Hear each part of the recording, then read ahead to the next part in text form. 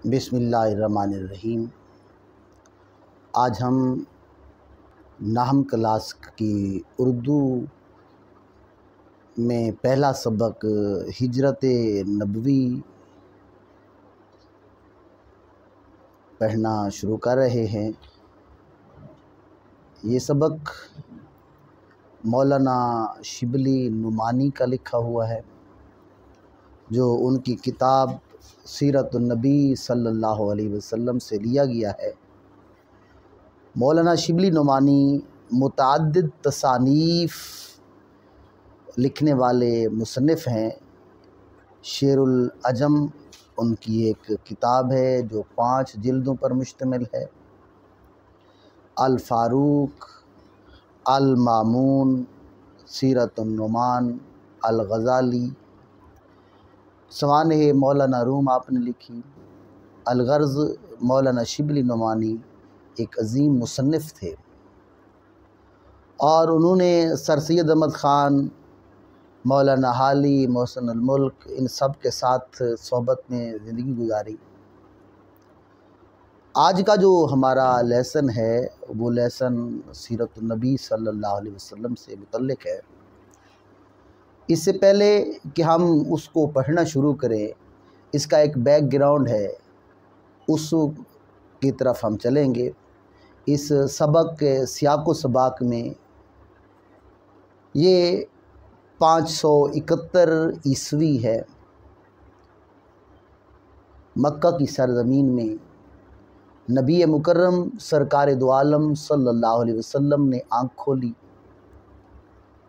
उस वक्त मक्का की जो कंडीशन थी वो ये थी कि हर घर में एक बुत पड़ा हुआ था। लोगों ने खुदाए लमजल की परस्तिश छोड़कर बुतों की परस्तिश करना शुरू कर दी थी। ये वो दौर था जब खाना काबा में 360 बुत रखे गए थे। लात, मनात और उज़्ज़ा नामी उनके बड़े बुत थे। इसके अलावा काबतुल्लाह में अल्लाह के घर में बुत उन्होंने सजा रखे थे, उस पर चढ़ावे चढ़ाए जाते थे। इसके अलावा काबा का नंगे होकर तवाफ़ करना, बच्चियों को ज़िंदा दरगोर कर देना, माँओं बहनों को मंडी में जाकर भेड़ बकरी की तरह बेचना, ये कभी रसूमात हैं। इधर मोहम्मद करीम सल्लल्लाहु अलैहि वसल्लम अपने बचपन में हैं। चूँकि अल्लाह तबारक व तआला ने इस शख्सियत को नबूवत से सरफराज फरमाना है, इसलिए तमाम बेहतरीन आदतें, उसवाए कामिला, उसवाए हसना आपको इब्तदा से मिलता है। बचपन ही से तमाम अच्छी सिफ़ात के मालिक मोहम्मद करीम सल्लल्लाहु अलैहि वसल्लम हैं। आपका चलना, आपका उठना, आपका बैठना, आपका सोना, लोग उससे मुतासिर होते हैं। हत्ता कि बक्का का छोटे से छोटा बच्चे से लेकर जवान किया बूढ़े तक भी मोहम्मद अरबी सल्लल्लाहु अलैहि वसल्लम की तारीफ़ें करते हैं। मोहम्मद अरबी आते हैं तो सब खड़े हो जाते हैं, प्यार देते हैं, अदब देते हैं, एहतराम देते हैं और अभी नौजवानी ही में पहुँचे हैं कि मोहम्मद अरबी को वो टाइटल दे देती हैं, ये सादिक हैं, ये अमीन हैं, ये सच्चे हैं, ये झूठ कभी नहीं बोल सकते, ये अमानतदार हैं, तमाम अमानतें इनके घर में रखी जाएं। मोहम्मद अरबी सल्लल्लाहु अलैहि वसल्लम अखलाक का पैकर, अखलास का पैकर, बोलें तो सच बोलें, बोलें तो खुदा की ज़बान से बोलें। वमा यंतिक़ु अनिल हवा इन हुवा इल्ला वह्युन यूहा। मेरे मोहम्मद करीम सल्लल्लाहु अलैहि वसल्लम का चलना मौजज़ा, उठना मौजज़ा, बैठना मौजज़ा, हत्ता कि मक्का का हर शख्स आपसे मुतासिर हो जाता है।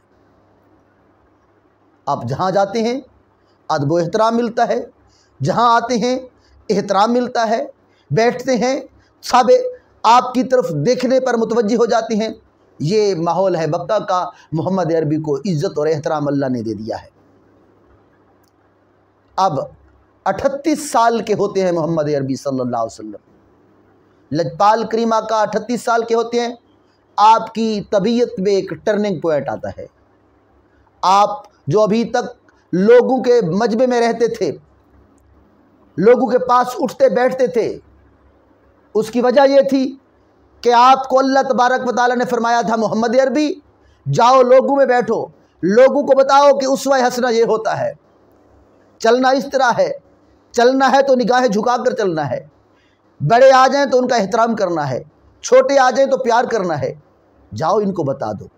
اب یہ محمد عربی نے اپنی ذات کو پیش کر دیا تھا۔ اب آپ ہوئے 38 برس کے، ٹرننگ پوائنٹ آتا ہے، تھوڑے سے ستو لیتے ہیں، کچھ کھجوریں لیتے ہیں، کھجوریں لے کر تھوڑا سا پانی لے کر آپ غار ہرا میں چلے جاتے ہیں۔ وہاں پر آپ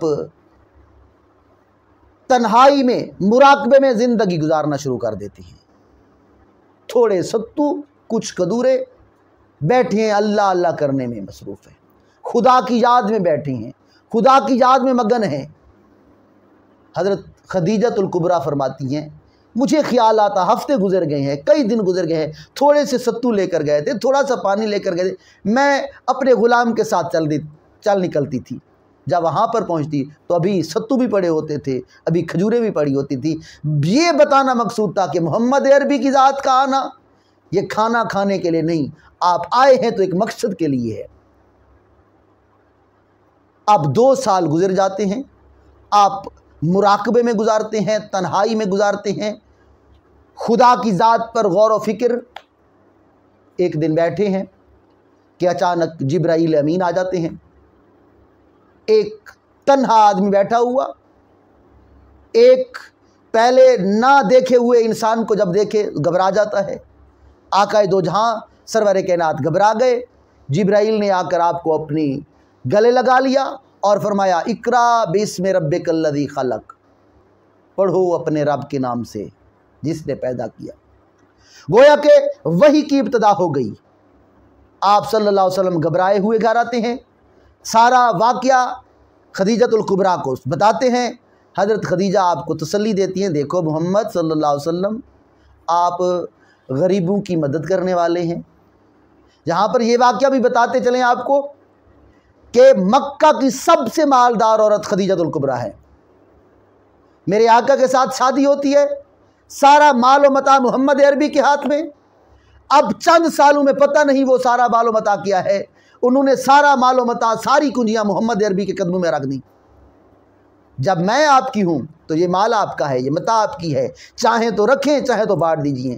تو محمد عربی کو کیا مال کے ساتھ، کیا دولت کے ساتھ انہوں نے غریبوں، مسکینوں، یتیموں میں بانٹ دیا۔ اب حضرت خدیجہ فرماتی ہے آپ غریبوں کے مدد کرنے والے ہیں، آپ کو گھبرانا نہیں چاہیے، آپ کا اللہ آپ کے ساتھ ہے۔ فوراً آپ کو ورقہ بن نوفل کے پاس لے جاتی ہیں، جو پہلی کتابوں کا عالم تھا۔ انہوں نے حالات دیکھے، واقعات سنے اور کہا مبارک ہو، یہ وہ فرشتہ ہے جو عیسیٰ علیہ السلام کے پاس آتا تھا، یہ وہ فرشتہ ہے جو موسیٰ علیہ السلام کے پاس آتا تھا، محمد عربی کو نبوت سے سرفراز فرمایا جائے۔ اور فرمایا کہ ہاں قیامت کی گرمی میں محمد عربی سے میری سفارش ضرور کرا دینا۔ اب آقا دو جہاں نبوت سے سرفراز ہو چکے ہیں۔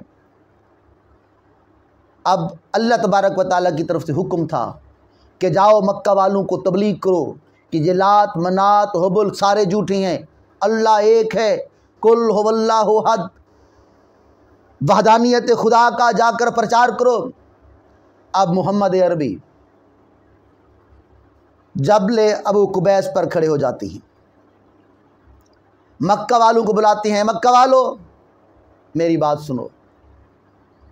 مکہ والے، محمد عربی کا پیغام تھا، محمد عربی کی آواز تھی، وہ تو آپ کے دیوانے تھے، آپ کے مستانے تھے۔ محمد نے بلایا ہے، محمد نے بلایا ہے، سارے اپنے گھروں کو چھوڑتے ہوئے بھاگتے ہوئے آ رہے ہیں۔ وہ جس کے اخلاق سب سے بہتر ہیں، وہ جس کا حسن سب سے اچھا ہے، سب نے گھروں کو چھوڑا۔ محمد عربی پہاڑی پر ہیں، یہ نیچے آ کر کھڑے ہو گئے۔ بولیے صادق اور امین، ہمیں کیوں بلایا؟ آپ جیسا اس زمانے میں کوئی نہیں، آپ سچے ہیں، آپ امانت دار ہیں۔ اب میرے آقا بولے مکہ والو، میں نے زندگی کے 40 سال آپ میں گزارے ہیں، میرا اٹھنا آپ میں، میرا بیٹھنا آپ کے ساتھ، میرا چلنا آپ کے ساتھ۔ مکہ والو، آپ نے مجھے کیسے پایا؟ سب بجک زبان بولتے ہیں آپ صادق ہیں، آپ امین ہیں، آپ سچے ہیں۔ اب آقا نے دوسرا سوال کیا، اگر میں کہوں اس پہاڑ کے پیچھے ایک مجمع آیا ہوا ہے، ایک لشکر ہے، وہ آپ پر ابھی حملہ کرنے والا ہے، میری بات مان جاؤ گے؟ بیک زبان سب نے کہا جی ہم بالکل مان جائیں گے۔ کیوں؟ کیونکہ آپ نے آج تک کبھی جھوٹ نہیں بولا۔ پھر آقا نے سوال کیا، اچھا اگر آپ اس سائڈ پر آ جائیں، واپس پیچھے آپ دیکھیں کوئی لشکر نہیں ہے، پھر کیا کہیں گے؟ مکہ والوں نے کہا ہاں ہم کہیں گے لشکر تھا، ہم نے آتے آتے دیر کر دی، وہ یہاں سے چلا گیا۔ اب میرے آقا نے کہا مکہ والو، آپ کو مجھ پر اتنا یقین ہے، میں نے آج تک جھوٹ نہیں بولا، آج بھی جھوٹ نہیں بولوں گا۔ یہ جو کعبہ میں پڑے آپ کے بت ہیں یہ جھوٹے ہیں، یہ نہ کوئی نفع دے سکتے ہیں نہ نقصان دے سکتے ہیں، یہ آپ کے خالق نہیں ہے، رازق نہیں ہے، مالک نہیں ہے، نہ یہ معبود ہو سکتے ہیں۔ معبود برحق اللہ ہے، اس کی عبادت کرو، ان کو توڑ دو۔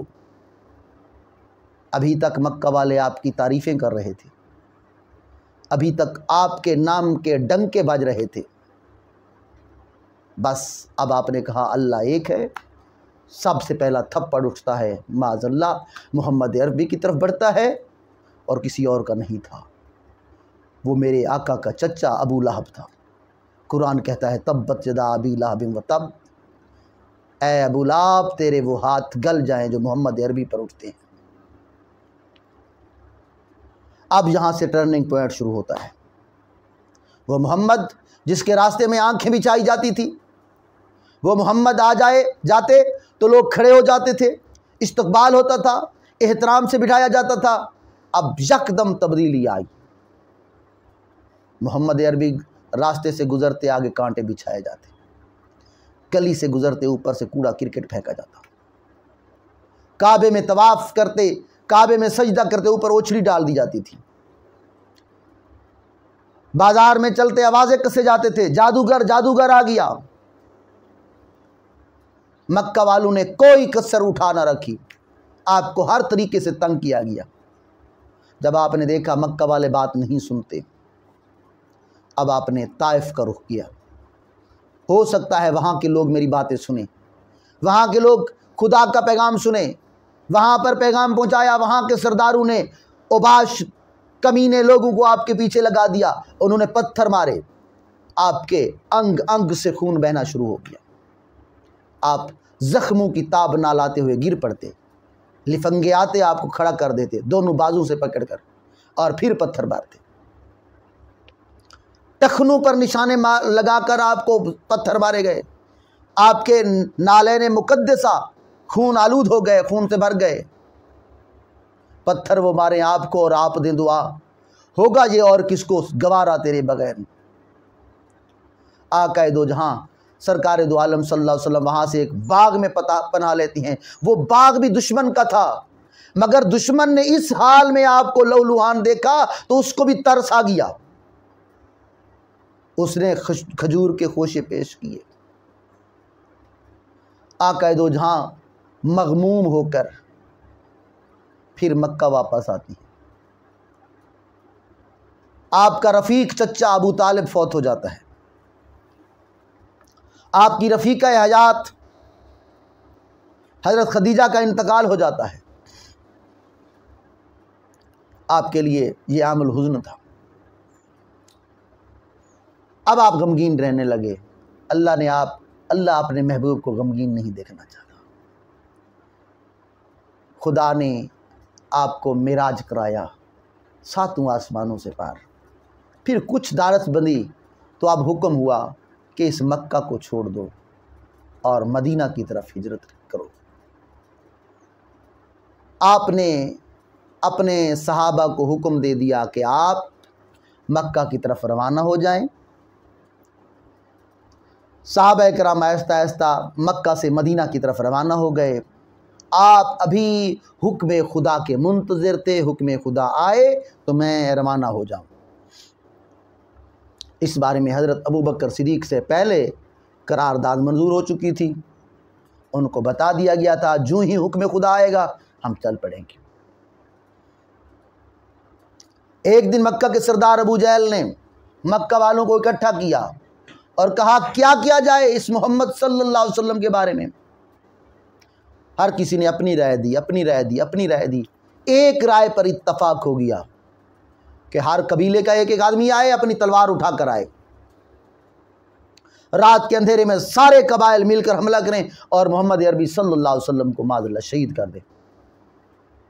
انہوں نے ادھر پروگرام بنایا، ادھر سے رب نے محمد عربی کے پاس جبرائیل کو بھیجا، آقا میرے محبوب آج رات آپ مکہ کو چھوڑ دیں۔ آقا دو جہاں سرکار دو عالم صلی اللہ علیہ وسلم نے جناب علی سے فرمایا، اے علی میرے گھر میں دشمنوں کی امانتیں پڑی ہیں، مجھے حکم ہے کہ آج رات مکہ کو چھوڑنا ہے، تم میرے بستر پر سو رہو، صبح امانتیں دشمنوں کو واپس کر دینا اور پھر آ جانا۔ جناب علی اب دیکھیے دشمنوں نے محاصرہ کر رکھا ہے باہر، جناب علی کا بستر پر سونا موت کو گلے لگانا تھا، مگر جناب علی ایسے سو گئے جیسے پھولوں کی سیج پر سوتے ہیں۔ کسی نے پوچھا مولا علی سے آپ کیسے سوئے؟ فرمایا اسی رات تو مجھے نیند آئی ہے۔ کیوں؟ اس کی وجہ یہ تھی کہ میرے آقا نے فرما دیا تھا کل تو نے امانتیں واپس کرنی ہے اور پھر آنا ہے، مجھے یقین تھا آج رات سوؤں گا کل اٹھوں گا، اس سے پہلے مجھے نہیں یقین کہ میں سوتا ہوں پھر اٹھتا بھی ہوں یا میں فوت ہو جاتا ہوں۔